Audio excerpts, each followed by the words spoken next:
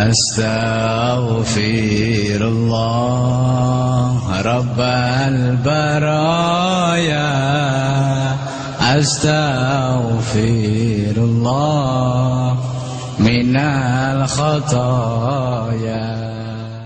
Jazirah Arabia sebelah barat yang meliputi Mekah, Madinah, Jeddah dikuasai oleh pasukan tentara Wahabi yang langsung dipimpin oleh Raja Abdul Aziz bin Abdurrahman bin Muhammad bin Saud.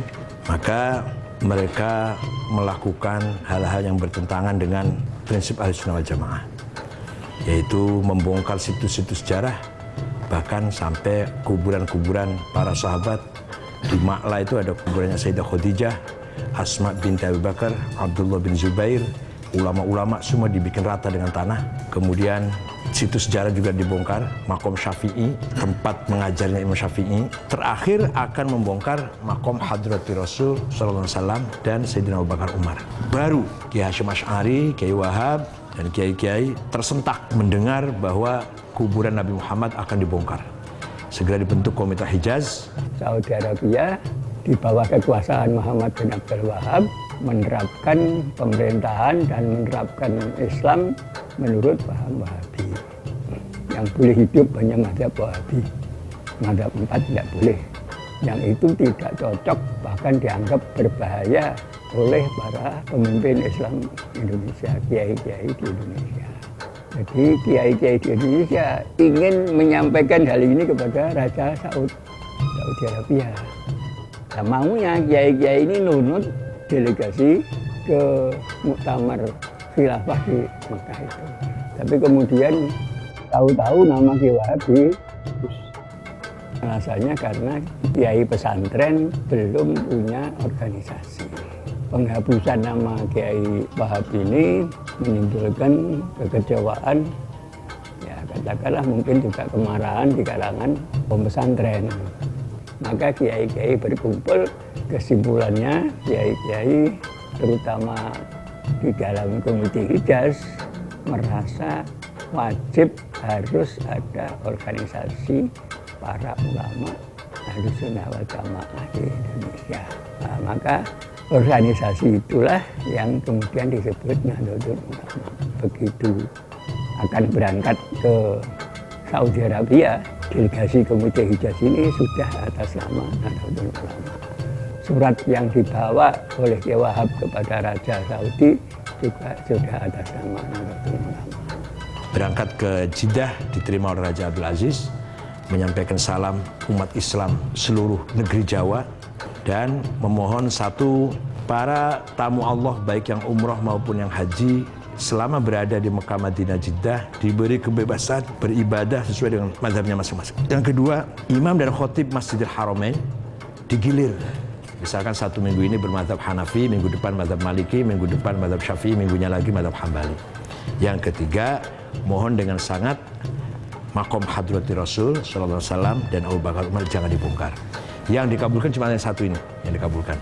Yang khutbah digilir dan kebebasan cara beribadah itu tidak dikabulkan. NU yang dipimpin oleh Hadratus Syekh dan kiai-kiai sepuh pada waktu itu menanamkan kepada orang NU seperti halnya kiai-kiai pesantren menanamkan kepada santri-santrinya bahwa kita itu orang Indonesia yang beragama Islam, bukan sekedar orang Islam yang kebetulan di Indonesia. Sehingga kalau ada sesuatu yang mengancam Indonesia, otomatis sebagai orang Indonesia tidak usah disuruh siapa-siapa, tidak usah ditanya kontribusi segala macam, itu rumah-rumahnya sendiri.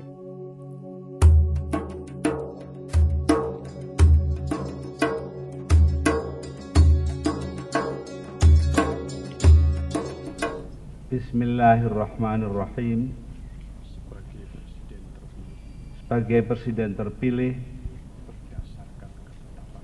berdasarkan ketetapan MPR RI nomor. Bagi NU secara formal prestis ya, saya kira itu sangat penting karena kemudian itu tadi ternyata orang NU itu bisa menjadi presiden yang dikehendaki oleh rakyat. Itu satu, bagi NU secara formal prestisius. Tapi secara material NU tidak dapat apa-apa sebenarnya kalau mau menghitung material. Kalau bagi bangsa ini yang terpenting, Gus Dur memperkuat visi kebangsaan kita. Gus Dur menunjukkan bahwa NU itu harus menjadi jangkar pluralisme, jangkar kebinekaan kita, jangkar kebangsaan kita. Itu ditunjukkan oleh Gus Dur. Kita ingin menjadikan Indonesia mutamaddin, Indonesia beradab, Indonesia berkeadilan, yang sejahtera, umat Islam yang cerdas, berkecukupan, bermartabat, disiplin, toleran, menjunjung tinggi perbedaan. Itulah namanya mutamaddin atau Madinah. Jadi kedepannya menurut saya peran kesejarahan NU adalah menjadi kekuatan utama masyarakat sipil untuk memperjuangkan demokrasi ekonomi.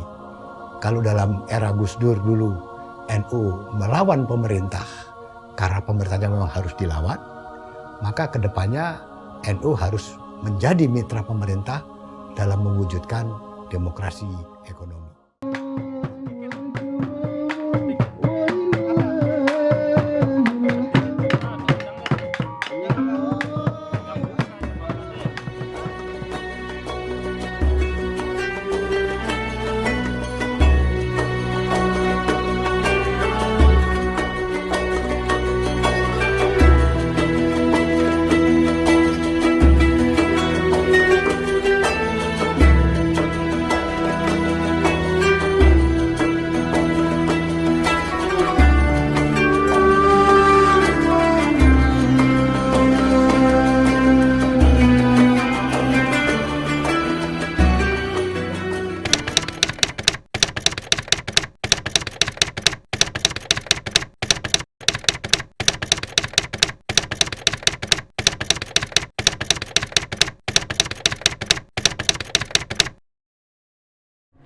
Saya Tosari Wijaya, Duta Besar Republik Indonesia untuk Kerajaan Maroko, menyampaikan selamat atas berdirinya PCI NU Maroko 3 tahun yang lalu, tepatnya pada tahun 2011, yang peresmiannya bertepatan dengan hadirnya Maimun Zubair dari Indonesia, dan saya ikut menyaksikan pada kesempatan itu berada di kota Tangier. Saya merasa berdirinya PCI NU Maroko ini menjadi penting karena anak-anak Indonesia khususnya yang belajar di Maroko kebanyakan dari kalangan Al-Sunnah wal Jamaah, kalangan anak-anak Nahdlatul Ulama, sehingga wadah itu sangat diperlukan. Oleh karena itu, saya berharap PCI NU ini dapat terus berfungsi mengembangkan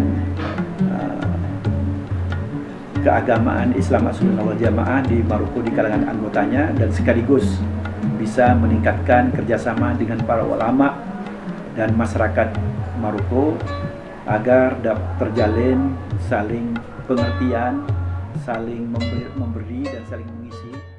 باسم أعضاء المستشارين لجمعية نهضة العلماء شرق المغرب، أهنئ جميع أعضاء هذه الجمعية وكل المنتسبين وكل أحباب هذه الجمعية، وأبارك لكم بذكرى ميلاد الثاني لتأسيس هذه الجمعية بالمغرب. فقد بدأت نواة تأسيس هذه الجمعية منذ توافد عدد من الطلبة جمعية نهضة العلماء المبعوثين من هذه الجمعية من إندونيسيا إلى المغرب في بداية 2000، ثم وصل في سنة 2006-2007، وقد اجتمع بعضهم واتفقوا على أن يؤسسوا بإذن الله تعالى هذه الجمعية فرعا بالمغرب.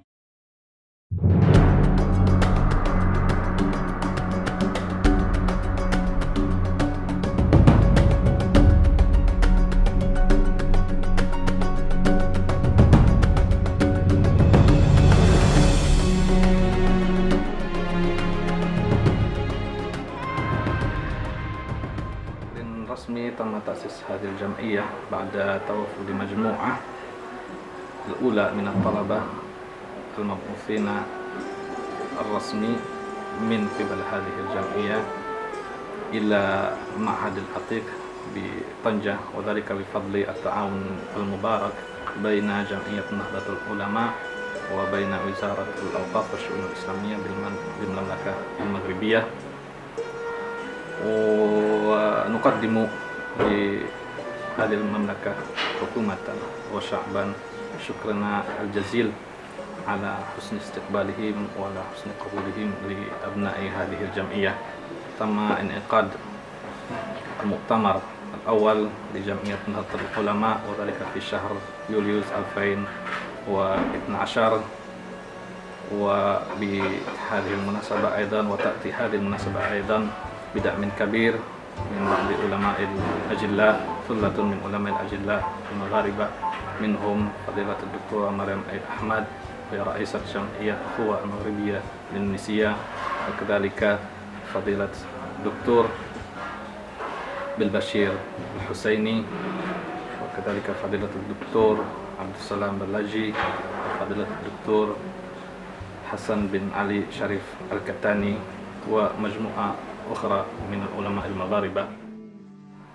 المؤتمر الثاني لهذه الجمعية فرع المغرب إن شاء الله أن يكون لهذه الجمعية ولأبناء هذه الجمعية في المغرب وفي أنحاء العالم مزيدا من الازدهار والتفوق والتألق والنجاح، وكذلك مزيدا من العطاء والتعاون من أجل ربط أواصر الصداقة والأخوة والمحبة بين أبناء الشعب الإندونيسي وأبناء الشعب المغربي.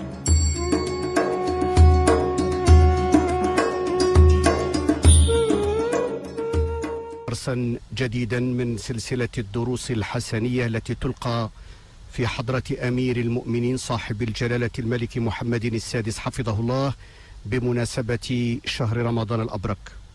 ويلقي درس اليوم الأستاذ الحاج سعيد عقيل سراج رئيس جمعية نهضة العلماء بأندونيسيا في موضوع حماية الملة والدين في الدول الديمقراطية.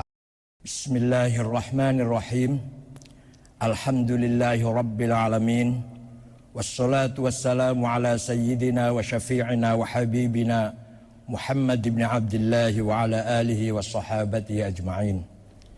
فيا أمير المؤمنين جلالة الملك محمد السادس نصركم الله، السلام عليكم ورحمة الله وبركاته.